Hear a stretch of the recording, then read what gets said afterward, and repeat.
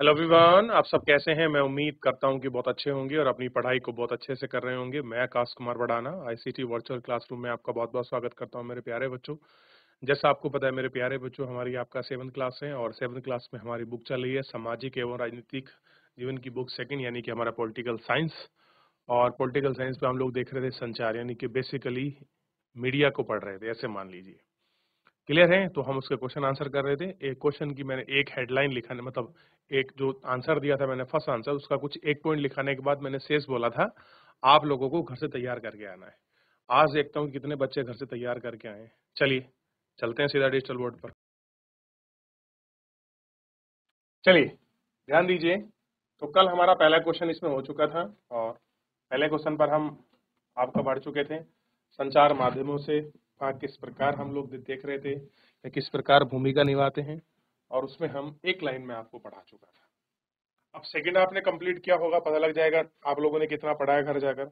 यहीं से क्लियर हो जाएगा बच्चों। क्लियर है? बताइए,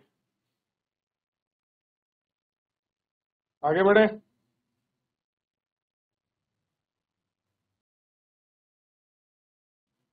चलिए, हो गया इतना? अरे देख लीजिए बच्चों, क्वेश्चन आपके सामने है बिल्कुल। मैंने कल आपको दिया था कि संचार प्रजा तंत्र में संचार माध्यम किस प्रकार से महत्वपूर्ण भूमिका निभाता है। आप देखते हैं जो आपके टीवी वगैरह होते हैं, न्यूज चैनल आते हैं, अखबार हैं, उनकी उनकी जो आपका इम्पोर्टेंस है उसके बारे में बात कर रहे हैं। ठीक है, इम्पोर्टेंस क्लियर है?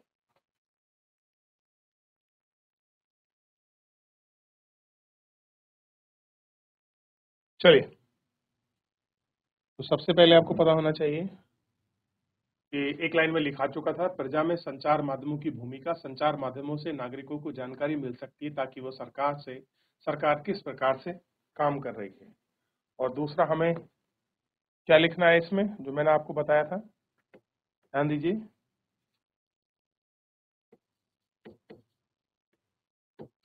कि संचार माध्यम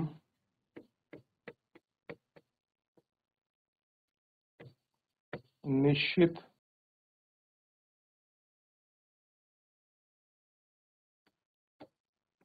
करते हैं कि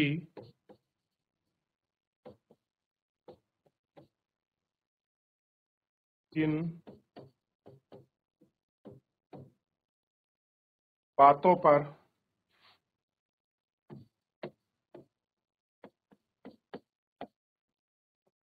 जनता का ध्यान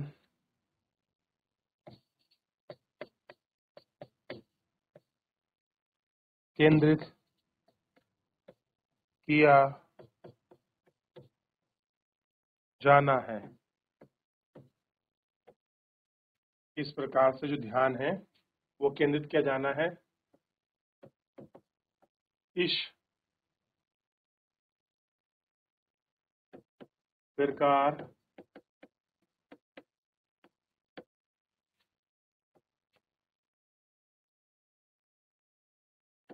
संचार माध्यम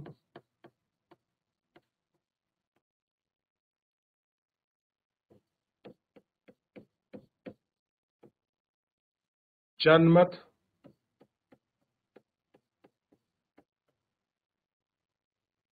निर्माण की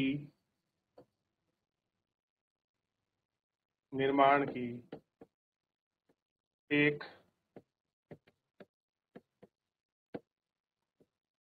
सशक्त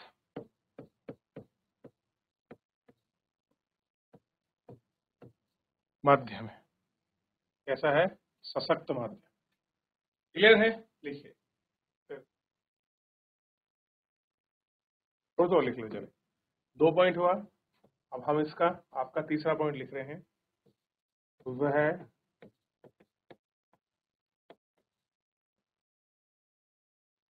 सरकार की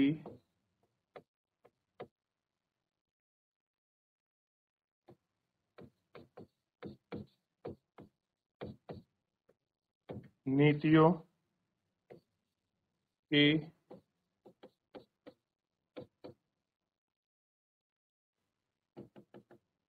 कि समा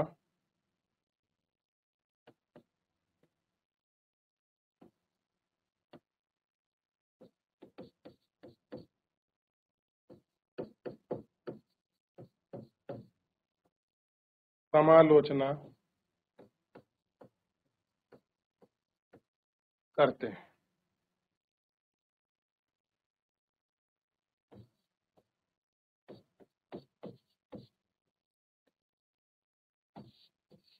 वह जनता को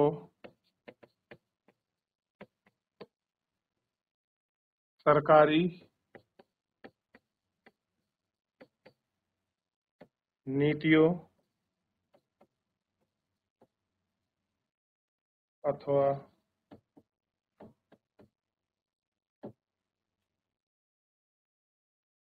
कार्यों के पक्ष और विपक्ष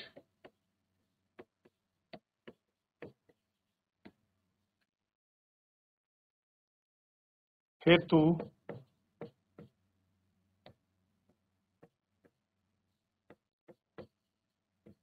मंच प्रदान करते हैं। कैसे हैं? पक्ष और विपक्ष हेतु जो मंच है वो आपके प्रदान करते हैं। देखिए,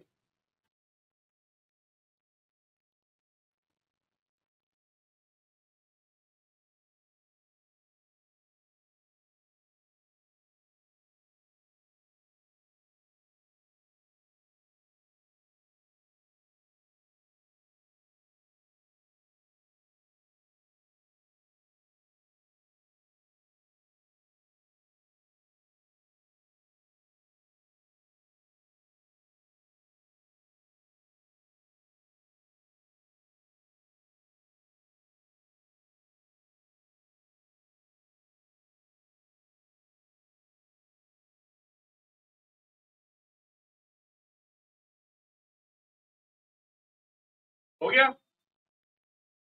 चलिए आगे बढ़ जाता है।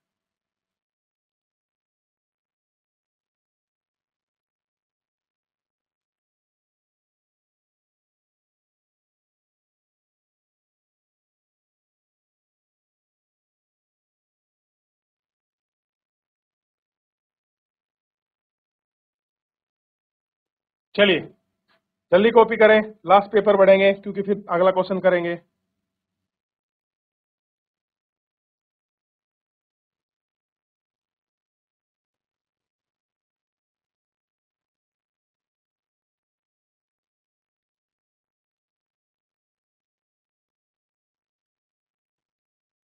चलिए अगला है, क्या आप रेखा चित्र के एक शीर्षक को देख सकते हैं? इस रेखा चित्र से आप संचार माध्यम और बड़े व्यापार और परस्पर संबंध के बारे में क्या समझते हैं? अब ये आपको ये देखना है।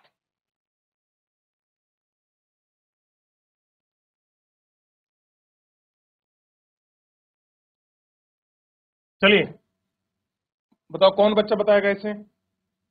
बेटा बताइए, फिर आगे बढ़ूंगा जब आप लोग कर लेंगे।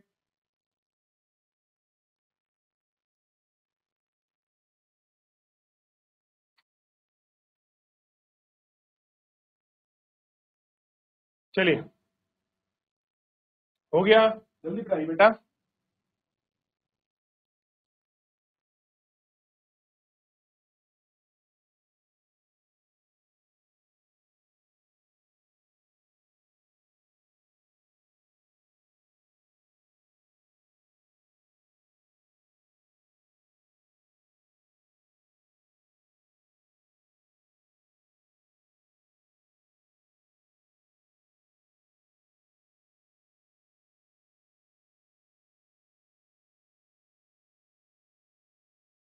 चलिए हो गया, आगे बढ़ते हैं।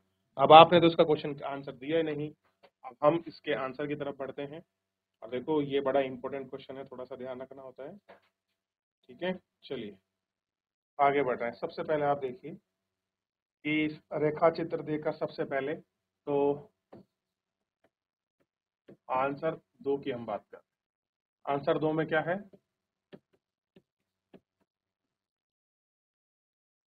कि शीर्षक क्या है? संचार के माध्यम से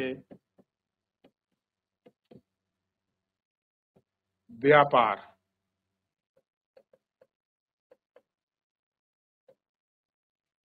संचार के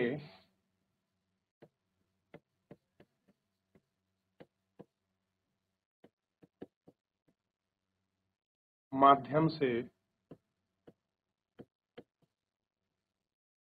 उद्यमी अपने उत्पाद का मतलब होता है कोई भी आपका प्रोडक्ट उत्पाद को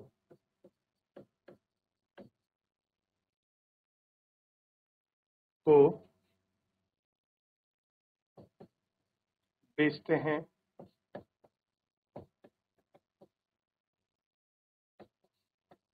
किसी भी नए उत्पाद को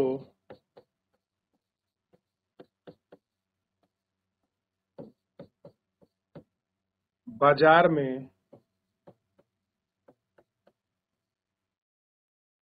बेचने के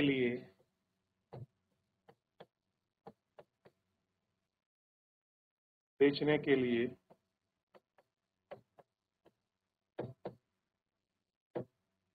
उत्पादकों को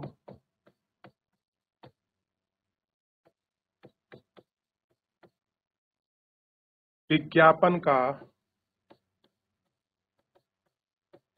सहारा लेना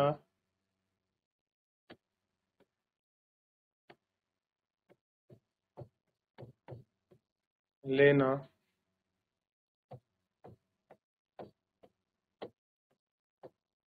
सहारा लेना पड़ता है।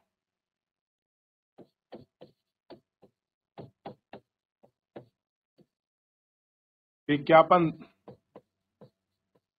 देखकर ही उपभोक्ता यानी कि जो वस्तु का उपयोग करेगा,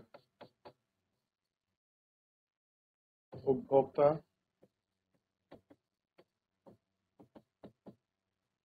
वस्तुओं को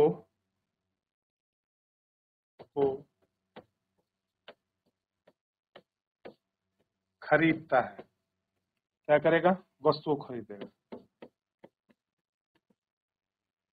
जिससे उत्पादक यानी कि जो वस्तुओं को बना रहा है, जो आपका प्रोड्यूसर है, उत्पादकों की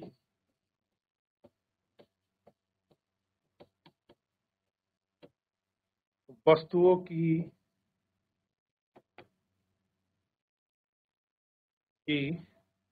बिक्री बढ़ जाती है। अब क्या होता है भाई, किसी की बिक्री बढ़ेगी तो क्या होगा? उसको लाभ होगा। क्या होता है? बिक्री बढ़ जाती है, बिक्री बढ़ जाती है, जिससे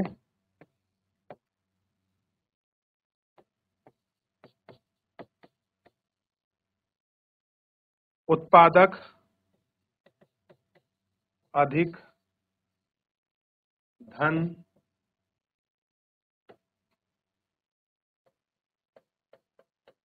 कमाते हैं। ये कह सकते हैं बटोरते हैं। इस प्रकार उद्यमी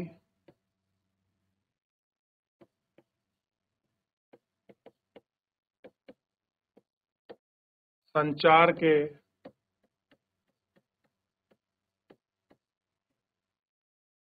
माध्यम से साधारण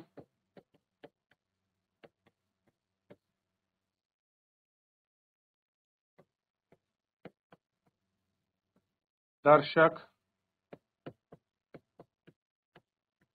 श्रोता पाठक वर्ग को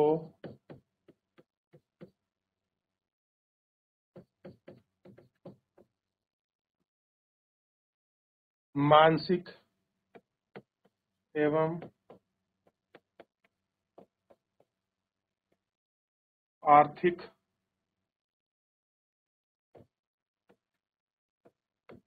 रूप से अपने हितों के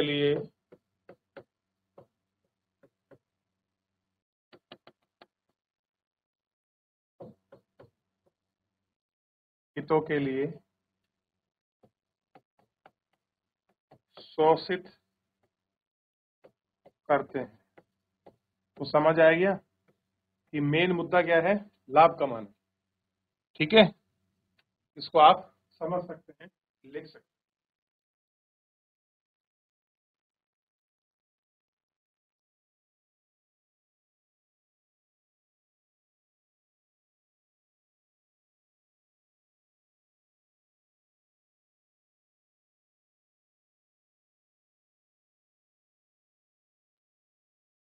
करिए बेटा करिए, फिर आगे बढ़ेंगे। लंबा है काफी, आप इसको लिखिए, फिर आगे बढ़ेंगे इसी में हम।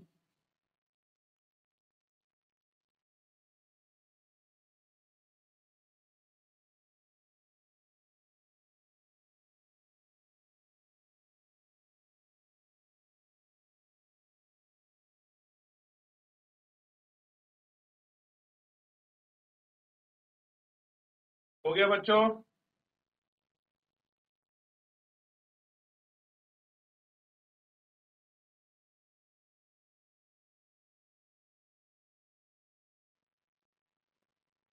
चलिए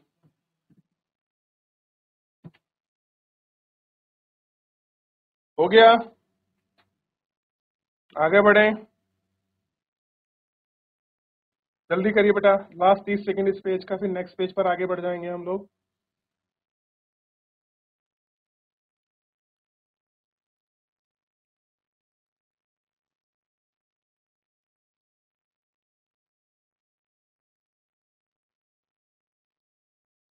चलिए जल्दी कॉपी करें इस वाले पेज को, फिर हम लोग नेक्स्ट पेज पर आगे बढ़ रहे हैं।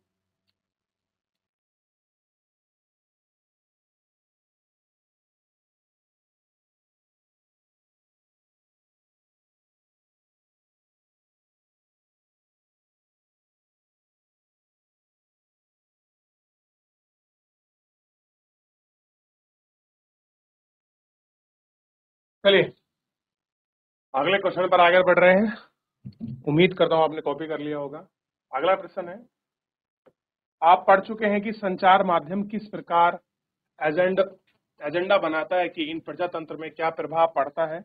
आप इसके विचारों के पक्ष में उदाहरण दीजिए। सबसे पहले, समाचार माध्यम किस प्रकार एजेंडा बनाता है, ठीक, और इसका प्रजातंत्र पर क्या प्रभाव है, इसको देखते हैं। आइए चले आगे बढ़ जाएं। सबसे पहले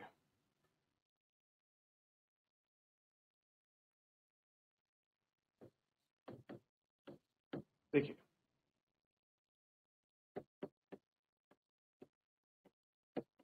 कोई भी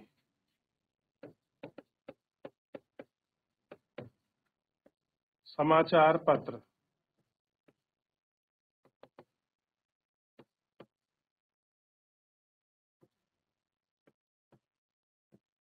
पत्र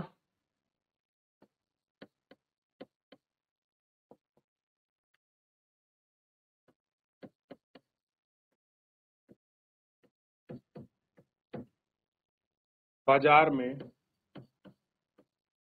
पाठक वर्ग, पाठक वर्ग मतलब जो पढ़ते हैं, ये ध्यान रखिए, उसको कहते हैं पाठक वर्ग, जो उसको पढ़ते हैं, को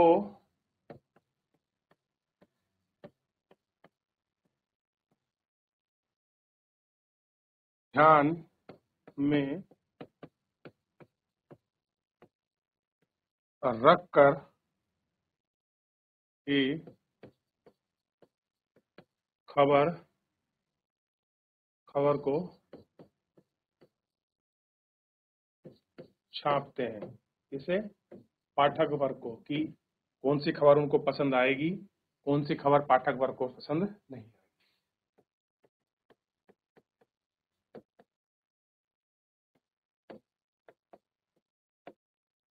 समाचार पत्रों का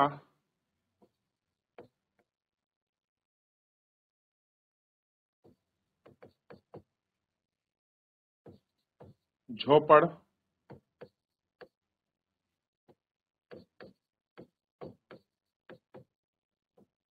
पट्टियों के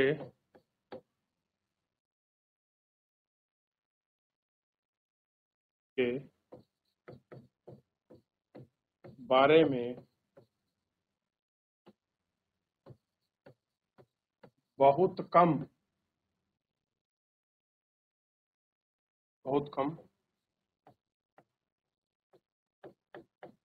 पढ़ा जाता है। कैसा है? बहुत कम पढ़ा जाता है। इसलिए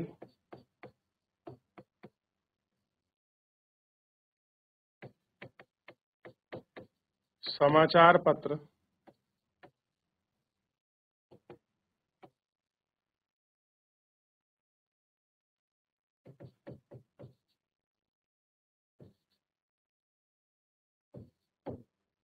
झोपड़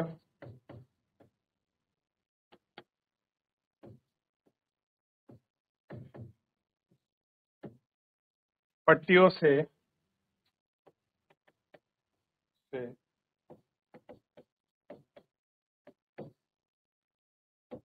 संबंधित बहुत कम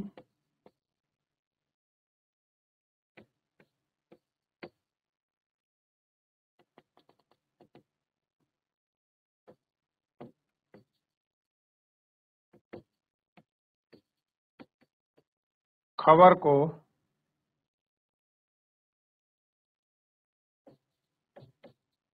छापते हैं। लोगों का ध्यान नहीं रहेगा तो छापेंगे क्यों? अब कह रहे हैं दूसरी तरफ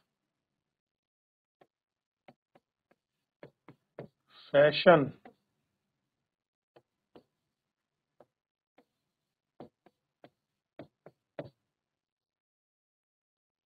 वीक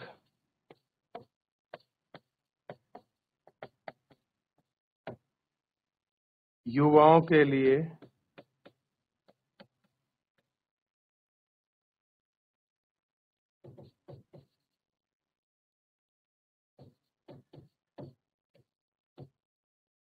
आकर्षण का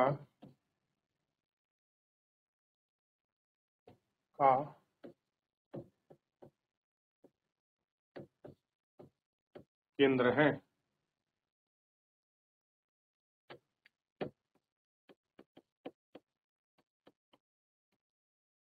इसलिए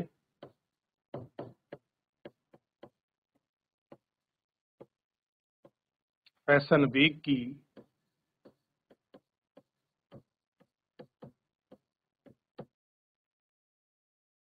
खबरों को समाचार पत्र में